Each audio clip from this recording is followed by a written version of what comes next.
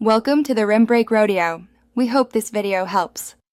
In this video, I will show how to make eggs medium over easy. Start with room temperature eggs and a nonstick pan. Melt 1 tablespoon butter over medium-low heat. Crack eggs gently.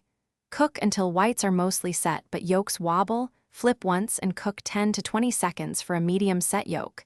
Season lightly, and use low heat and adjust timing for your stove. Begin by cracking eggs into a small bowl to avoid shell pieces and ensure placement. Melt butter and pour eggs into the pan, giving whites room to spread. Watch until edges set and centers still jiggle, then slide a thin spatula under and flip gently.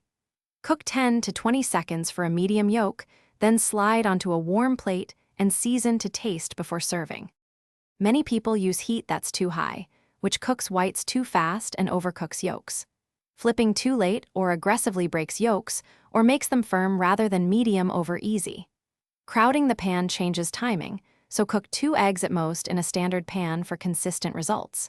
With practice, you will learn your stove's timing and gently adjust seconds to reach the perfect medium yolk every time. Thanks for watching. Consider subscribing if we helped you.